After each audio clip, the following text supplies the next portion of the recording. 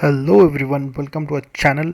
If you want to know what is the interview process at Ernst and Young, or if you want to know what kind of questions one can brush up before taking up an interview with Ernst and Young, then this video is for you. So in this video I'll be sharing you the interview process as well as the interview questions that I have encountered in the interview. So watch the video completely to know about the interview process and interview questions that I have encountered here. So firstly I'll be talking about the interview process here.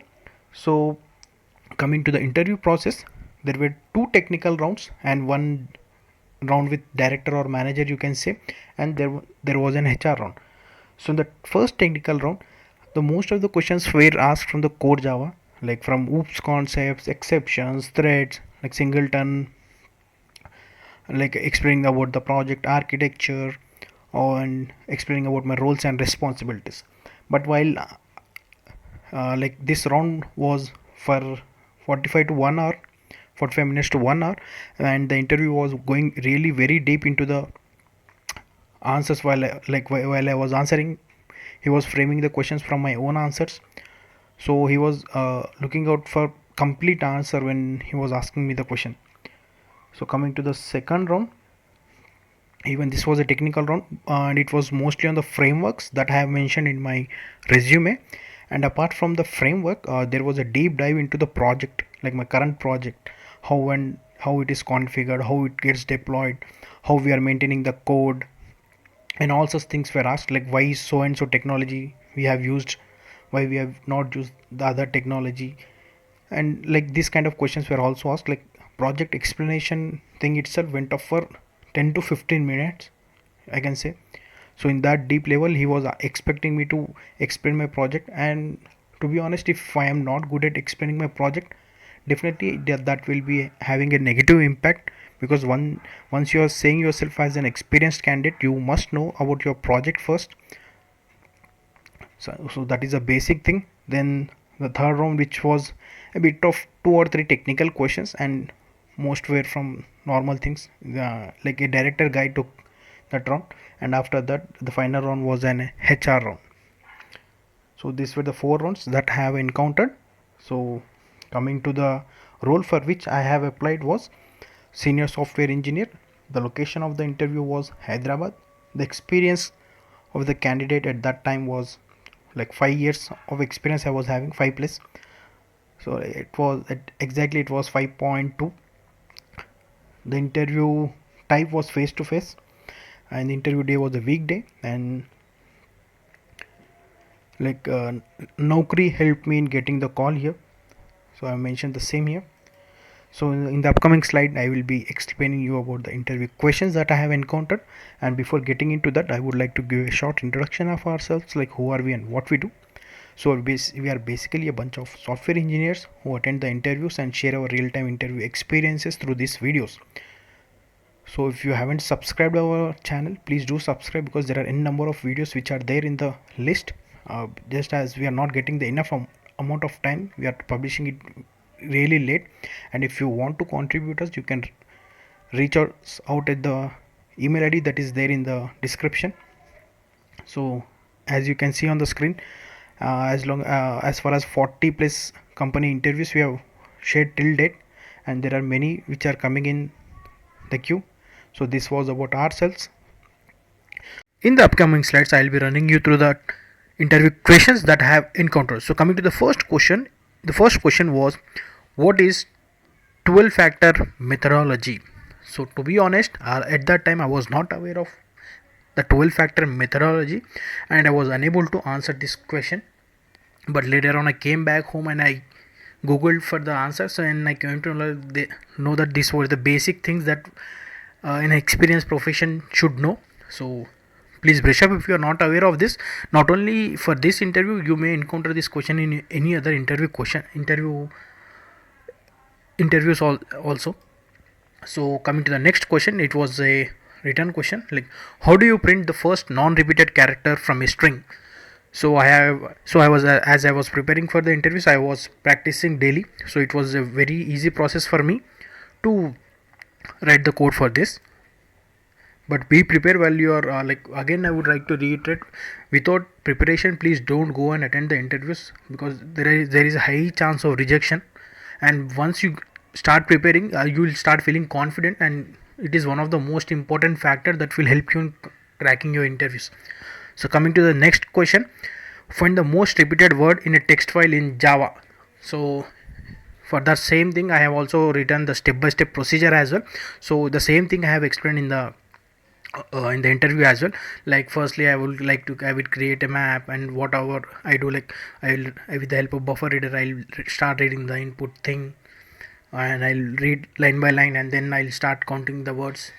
So you can halt for a second or a moment, and you can go through the steps, and you can find this question anywhere on the Google as well. So this was like most frequently asked questions. If you can search, you will get the answer as well, but be prepared for such kind of questions. So the next question was, find the longest substring without repeating characters. So he was ready with this question, like he was having his own strings on the white paper. He asked me to write the logic for, like it was like complete logic right from the main method, like public static void main, and with all the proper commenting and all those things. He asked me to write the code here. So so you can expect like what the expectation was there from the interviewer, like proper production ready code with the class level comments, method level comments, and all those things he was expecting, and not writing the entire logic in one method. Wherever possible you can segregate the logic into different methods here. So in that level he was asking me. Coming to the next question, explain the deployment process of microservices. So I have explained him, like I basically have explained here like what I can say, like what deployment process we follow in our application. So that thing I have explained him, and he was like okay on the process. So coming to the next question, explain how concurrent hash map works in Java. So explain in detail like how concurrent hash map works internally, and what is the biggest advantages that it is adding over normal hash map, and even explain the internal implementation of hash map as well, and what is the new feature that has been added in hash map in Java 8. Even that I have explained him with the country, like he was actually, they were framing the questions from my answers as itself, like whatever I was answering from there, the next question used to pop up. So that way they were getting deeper and deeper. So be prepared for that kind of questions. Next question was like, explain microservice architecture. So explain about the microservice architecture. Here they were just looking at like what do I know about microservice architecture, like what is microservice architecture, and I was giving some random answer, to be honest here, like adding all the features whatever I remember about microservices. I was telling to the interview. So the next question was again continuation of the previous question, like what are the features of microservices. So next like was, how does microservices architecture work. So this all questions came up from one question, explain about microservice architecture. While I was answering that, they started framing these questions. So next question is, what is Docker and how it is used along with microservices. So like my project actually uses Docker, so it was easy for me to answer this question. Like again this came from the like he remembered while I was explaining my project architecture, like we use Docker. So he asked me, I believe that like from that itself he was actually noting down all the technologies and all the things while I was explaining my project architecture. So again this question came from there only, like explaining about my project architecture. So as we use Docker day in day out, so I was pretty much comfortable in answering this question as well. Coming to the next question, tell me what some of the like he was basically asking me to tell about the disadvantages of microservices. So microservices has its own disadvantages, especially when there are it is deployed across different machines, and it is having multiple like inter service calls, like one service is getting called with other service, like one service is dependent on other service. So these are few disadvantages, and also logging is a big concern here. You need to follow different approach for logging in microservices architecture. Next question was on again from my project architecture itself, like explain the role of offset in Kafka, Apache Kafka, as we use Apache Kafka for consuming the messages. I have explained it while I was explaining my project architecture. So he kept this question in front of me, like what is the importance or what is the role of offset. If you are not aware of it, please do brush up. This is one of the interesting part in Apache Kafka. If you are not setting, like if you are not properly handling the offset, there are high chances that you will be reading the same message again and again. So next question was like what is the role of Zookeeper in Kafka. So this is a very average question, I can say.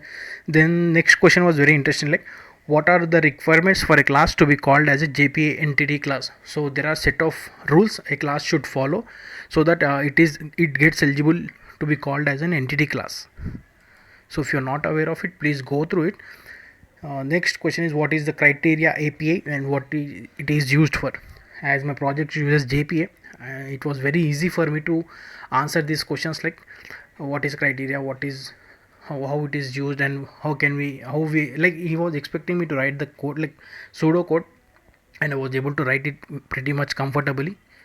So next question, how does cache works in your application. So explain in detail like how we are using the cache here. So we use JBoss cache here. So explain him the same thing. And these were the kind of questions that I have encountered in my technical round 2. So technical round was very pretty much easy, like only the basics were asked, as I have already told. In the round 2, these were the different difficult questions that I have faced, and apart from this, again there were basic questions as well, like roles and responsibilities, basic concepts of Java, like oops, encapsulation, and all those things were asked again. So then after the completing my second technical round, there was one director round, or you can say manager round. So it was a bit of technical as well as manager side questions. So first question was like what is the role of an architect or engineer when it comes to microservice architecture. So to be honest, I was like giving some answer here, like engineer, what an engineer can do, I have answered, like, but coming from the point of architecture point of view, I was not giving the perfect answer, because I know like how I have answered that. So please be prepared for this kind of questions if you are attending the interview. Then the next question is like what is a weakness you have noticed in some developers have and you don't have. So explain pretty easily this question, like giving all the examples, like I can work under pressure, I can work family and work easily, and all those things. So he was pretty much happy, or I was happy with the answer the way I have given here.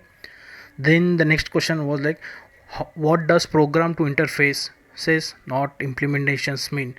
So explain him like what is like programming to interfaces not for his implementation is in detail. So this was like very easy question, to be honest, like, but he still asked me, don't know why. Then the question was on PermGen. So he was like what is PermGen, what is the new thing that have been added in Java 8, and all such kind of questions were asked here, like he was expecting me to answer here. Then the next question was a bit tricky, you can say, like how do you ensure that the code you are writing adapts to the company's growing application needs. So explain in detail like how we should code so that if at all in the down the stage like 1 or 2 years, if at all if you want to integrate it with the new features, it should be very easily adaptable. Again, we should not write everything from the scratch and all those things. So explain that. So these were the questions in the director or manager round, you can say. And coming to the feedback of the interview, I was pretty much positive about the interview process, the way it has happened. So everything was very good, and the salary offered was 18 point something, like 18 lakhs per annum, and the interview conducted month was in Jan this has been happened. So that's it from our end. So if you have liked this video, please do subscribe, like or share or comment, and provide us the feedback of the interview, whether you have liked or whether how was the interview process here, whether it was easy or tough, or it's an average interview questions. So thank you for watching. Why do we ask our viewers or subscribers to share our videos? The reason for starting this channel was to share real-time interview experiences. A few years back, when we were trying to switch our company, we were not finding out a perfect answer like what is the interview process at a respective company, or what kind of interview like interview questions we may encounter in the interview at that company, or how much salary we can expect there, like how much we can say, like what we can expect there. So we were not finding it on any site, even on the sites like Glassdoor we were not able to find the complete picture there. So we have started this channel, and why we ask you to share is, and we believe that there are many other like us who want to know like similar kind of things. So if you share this video somewhere, someone will get an idea on the interview process or type of questions they are going to encounter in the interview, and how much salary they can expect there. So that is the reason we ask you to share our videos. Why do we ask our viewers to share subscribers? The reason for asking is that there are n number of interview questions that we have already shared, and there are many other interview experiences or interview questions which are there in the queue. If you subscribe us, you will not miss any of the updates that we are publishing. And one more thing is like we are working with different members, like with our friends who work on different technology stack like .NET, DevOps, AWS, Salesforce, and very soon we will be sharing the interview experiences of on those technologies as well.